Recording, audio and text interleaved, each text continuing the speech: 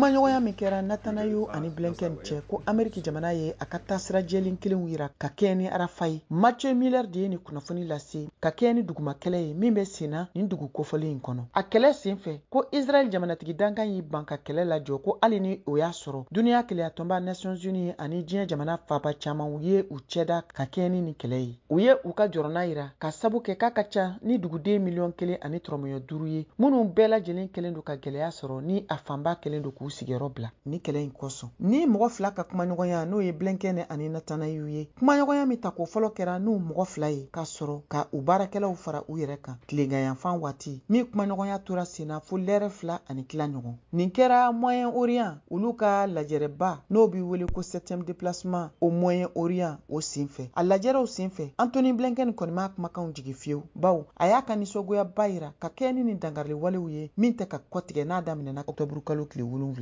san 2023 n'o kɛra ni Hamasi ka finitigi jɛkulu ye Palestine ka bengali walew ye u ye min ta ka taa Israel jamana woroduguyanfan fɛ ka bɔ bande Gaza kɔnɔ. N'o dangarili kɛra sababu ye Israel jamana ka isumu ka bɔ k'u ta sara ka fitinɛ wuli Palestine jamana kan. Kɛlɛban baara bolo minnu tun sigira sen kan Egypte, Qatar ani États-Unis jamana fɛ. Baaraw kɔni makɔnɔlen don ni Hamasi finitigi jɛkulu ka jaabi ye fo ka se bi araba ma. O waati kelen fɛnɛ na kɛlɛ tɛ ka kɔtigɛ ko hali ni o y'a sɔrɔ Israel jamana finitigiw kelen don k'u sɛgɛn na fiɲɛ bɔ ani fɛnɛ ka fara Palestine jamanadenw kan minnu minɛlen don i n'a fɔ otages olu ka bilali n'o fɛnɛ dalen don falen kan ni Israel jamanadenw ye minnu fɛnɛ minɛlen don bande Gaza kɔnɔ kabiri kɛlɛ daminɛna Octobre kalo tile 7 ka kɔn Blinken tun ye a sinsin a kan ko États-Unis jamana labɛnnen don n'a ka seko damayira bɛɛ lajɛlen ye ko walasa Israel ani Hamasiw ka se ka bɛnkan dɔ sɔrɔ yɔrɔnin kelen kalo 7 fitinɛ ani muguciba kɔfɛ min bɛ ka kɛ bande Gaza kɔnɔna la n'a kɛra sababu ye ko ka mɔgɔ camanba de bin kɔngɔ kɔnɔ. Miller ka fɔla ko Blinken ye kumaɲɔgɔnya kɔni kɛ min bɛ tali kɛ ni bɛnkanko kun kan ani Netanyahu ni ɲɔgɔn cɛ nga ko Netanyahu y'a yira ko Hamasi ka finitigi jɛkuluw de kelen don ka sira bɛɛ lajɛlen balan walasa kɛlɛ lajɔli n'o bɛ wele ko cessez-le-feu o kana se ka sira sɔrɔ.